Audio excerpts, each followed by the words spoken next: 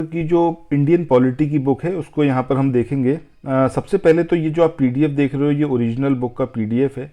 अब इसमें आज हम चैप्टर नंबर सेकंड को देखने वाले हैं और जो चैप्टर नंबर सेकंड है आपका वो है आपका संविधान सभा और संविधान निर्माण प्रक्रिया के बारे में।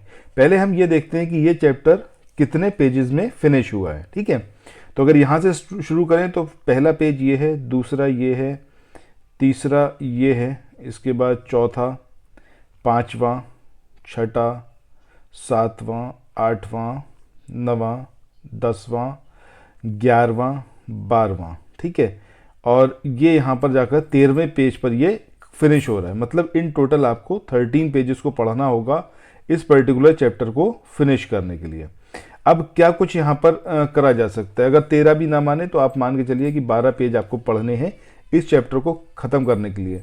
ऑन एन एवरेज अगर हम देखें तो ये चैप्टर पूरा फिनिश होना चाहिए तकरीबन 1 घंटे के अंदर। इससे कम में ये फिनिश नहीं होगा। ठीक है, अब यहाँ पर देखते हैं कि किस तरीके से हम इसे बहुत शॉर्ट में और पूरे समरी नोट्स के साथ में, जो आप देख रहे हो चैप्टर नोट्स हैं, इसके बाद यहाँ पर ये एमसीक्यू, तो सारे चैप्टर नोट्स और सारे एमसीक्यू कवर्ड हो जाएं और इस चैप्टर को हम अच्छे से कर लें। आइए देखते हैं। अब ये आपकी स्क्रीन पे है इस चैप्टर की समरी का मतलब क्या है, जितने चैप्टर नोट्स हैं उनको इसके अंदर कंपाइल करा हुआ है, जितने एमसीक्यू हैं वो सारे एमसीक्यू भी इसके अंदर कवर्ड हैं। अब ये यहाँ पर स्टार्ट हुआ है। ठीक है, तो आधा पेज आप इसको मान सकते हैं, इसके बाद 1 पेज ये मतलब 1.5 पेज हो गया, उसके बाद 1 पेज ये मतलब 2.5 पेज हो गया। ठीक है, और यहाँ पर जाकर जहाँ ये अन्य महत्वपूर्ण तथ्य लिखा हुआ है यहाँ पर जाकर ये खत्म हो रहा है। मतलब 3 पेज हैं, जिन 3 पेज को पढ़ के आप 12 पेजेस को कवर अप कर सकते हैं। अब इसके थ्रू जब हम करना शुरू करेंगे तो आप देखिएगा 30 मिनट के आसपास हार्डली लगेगा इस वीडियो के थ्रू इसको कवर अप करने के लिए। सो ये इंडियन पॉलिटी की समरी है। पूरा अगर आप देखोगे बुक में तकरीबन 500 पेजेस हैं अप्रॉक्स। इसको कंपाइल करा गया है कितने में, 97 पेजेस में, जिसमें सारे चैप्टर नोट्स इसके अंदर कवर्ड हैं। इसके अलावा जितने एमसीक्यू हैं सारे एमसीक्यू कवर्ड हैं। सो अगर आपको ये पीडीएफ चाहिए तो इसके लिए आप कांटेक्ट कर सकते हैं 9027281376 इस नंबर पर व्हाट्सएप या फिर टेलीग्राम के थ्रू।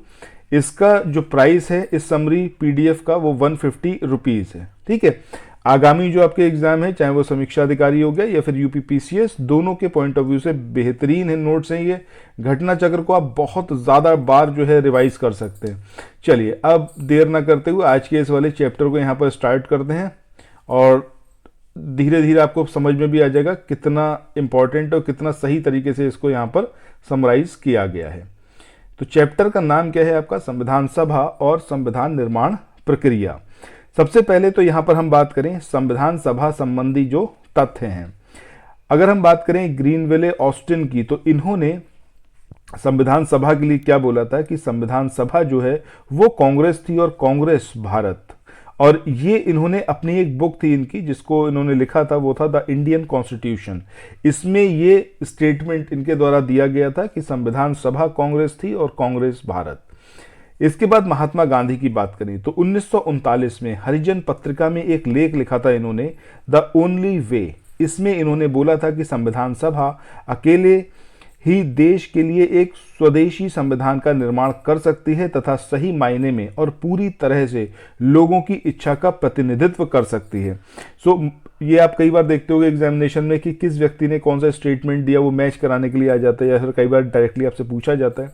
ये स्टेटमेंट आपको याद रखने हैं संविधान सभा के संदर्भ में, ग्रीनवेल ऑस्टिन का, महात्मा गांधी का। इसके अलावा डॉक्टर राजेंद्र प्रसाद, इन्होंने बोला था कि संविधान एक मशीन की तरह बेजान चीज है, इसमें वे लोग जीवन फूंकते हैं जो इसका नियंत्रण करते हैं।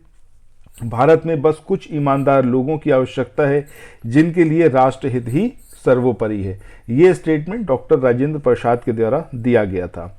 आइवर जेनिंग्स की बात करें, इन्होंने बोला कि अपनी राष्ट्रवादी प्रतिक्रिया में भारतीय संविधान के निर्माताओं ने अल्पसंख्यकों के हितों और भावनाओं के महत्व को कम करके आंका है। ये 4 व्यक्ति जिनके द्वारा ये स्टेटमेंट दिए गए आपको याद रखने चाहिए। इसके बाद आगे यहाँ पर बात करें कि भारतीयों की ओर से संविधान सभा की सर्वप्रथम मांग कब करी गई। सो मई 1934 में रांची में ये पहली बार मांग करी गई कि एक संविधान सभा इंडियंस के द्वारा निर्मित होनी चाहिए जिसके अंदर भारतीय हों और खुद से अपने संविधान का निर्माण करें। सो मई 1934 रांची। अब किसके द्वारा करी गई? स्वराज पार्टी के द्वारा। और इसमें वयस्क मताधिकार के आधार पर निर्वाचित भारतीय प्रतिनिधियों की एक संविधान सभा की बात रखी गई जो संविधान का निर्माण करेगी। यानी कि इसमें यह बोला गया कि एक संविधान सभा बनाई जाए जिसमें वयस्क मताधिकार के आधार पर लोगों का निर्वाचन हो, यानी कि जो इलेक्शन होगा वो एडल्ट सफरेज के थ्रू हो।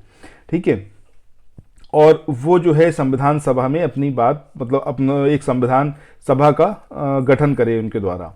संविधान सभा के गठन का विचार ये किसने दिया था? एम.एन. राय, इनके द्वारा ये विचार दिया गया था।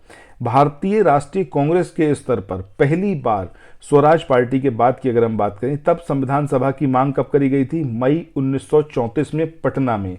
तो सबसे पहले ये दोनों मंथ आप देख रहे हो मई 1934, ये यहाँ पर करेक्ट है, बट पहली बार जो मांग करी गई स्वराज पार्टी के द्वारा करी गई, उसके बाद फिर जाकर भारतीय राष्ट्रीय कांग्रेस की तरफ से स्वराज की मांग करी गई थी। अब ये कहां पर करी गई थी? सो इस मांग की पुष्टि कांग्रेस के 1936 का जो फैजपुर अधिवेशन हुआ था उसमें किया गया था। ठीक है, तो ये सारी चीज हो गई। इसके अलावा एक निर्वाचित संविधान सभा द्वारा भारत के संविधान का निर्माण करने का जो प्रस्ताव था वो सर्वप्रथम किसके द्वारा दिया गया था, इसको देखते हैं। ये 1942 में क्रिप्स मिशन के द्वारा। इसके अलावा किसके द्वारा भारतीय संविधान सभा का प्रतिनिधित्व निर्वाचन के आधार पर गठन किया गया? अब प्रतिनिधिक निर्वाचन के आधार पर गठन किया गया। ये कैबिनेट मिशन के द्वारा 1946 में किया गया। कैबिनेट मिशन की रिपोर्ट के अनुसार संविधान सभा निर्वाचित होनी थी और प्रांतों का प्रतिनिधित्व जनसंख्या के आधार पर होना था और इसके तहत प्रति 10 लाख व्यक्तियों पर एक प्रतिनिधि यानी कि रिप्रेजेंटेटिव के निर्वाचन की व्यवस्था को प्रस्तावित किया गया था। इसके बाद आगे बात करें संविधान सभा की, तो कुल सदस्यों की संख्या की बात करें 389 ये टोटल सदस्य थे। ब्रिटिश भारत के 296 सीटें यहाँ पर रखी गई 389 में से, जिसमें से 292 सदस्य।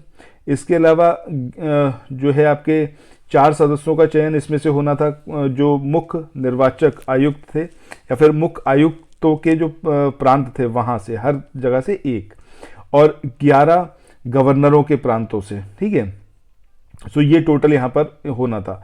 देशी रियासतों की बात करें तो देशी रियासतों में 93 सीट्स उनके थ्रू सिलेक्ट की जानी थी, मतलब 93 रिप्रेजेंटेटिव कहाँ से होने थे? देशी रियासतों से। और 292 ये ब्रिटिश भारत के सदस्य थे, जिसमें से 11 गवर्नर प्रांतों के थे और 4 जो थे ये और इसके साथ में एडअप होने थे, जो 4 आपके मुख्य आयुक्तों के प्रांतों से थे। तो इस तरीके से ये 296 बैठे। ठीक है, और 93 देशी रियासत से। देशी रियासतों के जो रिप्रेजेंटेटिव थे इनका चयन रियासतों के प्रमुखों के द्वारा किया जाना था। इसके बाद आगे देखें संविधान सभा के लिए जो चुनाव हुआ, तिथि क्या थी? जुलाई अगस्त 1946 में ये चुनाव हुए। संविधान सभा के सदस्यों का निर्वाचन प्रांतीय विधानसभाओं के सदस्यों द्वारा अप्रत्यक्ष निर्वाचन के आधार पर हुआ था।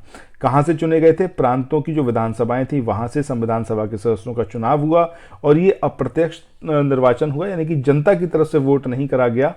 प्रांतीय विधानसभाओं में जो लोग थे, जो मेंबर्स थे, उनके द्वारा यहाँ पर ये संविधान सभा के सदस्यों का चुनाव किया गया। 1935 के अधिनियम के अनुसार मताधिकार जो था वो कर, शिक्षा और संपत्ति, इन 3 बेसिस पर सीमित किया गया। ठीक है, इसके लिए मतलब रखा गया एक क्राइटेरिया कि इतना कर दिया जाना चाहिए पर्टिकुलर व्यक्ति के द्वारा, या फिर उसकी ये पर्टिकुलर एजुकेशन होनी चाहिए और उसकी संपत्ति इतनी होनी चाहिए, तभी वो अपना मत दे सकता है, वोट कर सकता है। देशी रियासतों ने प्रारंभ में संविधान सभा में भाग नहीं लिया था। 28 अप्रैल 1947 को प्रारंभ संविधान सभा के तृतीय अधिवेशन से इसमें भारतीय देशी रियासतों के रिप्रेजेंटेटिव जो थे वो क्रमिक रूप से शामिल होना प्रारंभ हुए थे। कब से हुए थे? 28 अप्रैल 1947 से। इसके बाद कल वाला जो हमारा वीडियो है उसमें हम आगे देखेंगे डॉक्टर भीमराव अंबेडकर के विषय में और बाकी सारी चीज़ें इसके अंदर देखेंगे। बाकी आज के इस वाले वीडियो को यहीं पर एंड करते हैं। अगर आपको ये PDF चाहिए तो इसके लिए आप 9027281376 इस नंबर पर व्हाट्सएप या फिर टेलीग्राम मैसेज कर सकते हैं। जैसा मैंने आपको ऑलरेडी बताया, इसका जो फीस है या फिर प्राइस समझिए तो 150 रुपीज़ रखा गया है। अभी ये हिंदी में ही अवेलेबल है, बहुत जल्द इंग्लिश में भी अवेलेबल करवाई जाएगी। फिलहाल के लिए जिसको अगर हिंदी में चाहिए ये PDF तो वो कांटेक्ट कर सकता है। टोटल 97 पेजेस में कंप्लीट करा गया है इंडियन पॉलिटी को। सिमिलर वे पर हमने हिस्ट्री और ज्योग्राफी इसकी भी समरी बनाई हुई है। अगर आपको हिस्ट्री की चाहिए तो वो भी आप ले सकते हो 150 रुपीज़ में, जिसमें हिस्ट्री के तीनों पार्ट कंपाइल्ड रहेंगे। सिमिलरली ज्योग्राफी उसके दोनों पार्ट कंपाइल्ड रहेंगे, 150 रुपीज़ उसका भी फीस रहेगा। सो यहीं पर आज के इस वाले सेशन को एंड करते हैं। मिलते हैं नेक्स्ट वीडियो में। Thanks for watching, bye bye.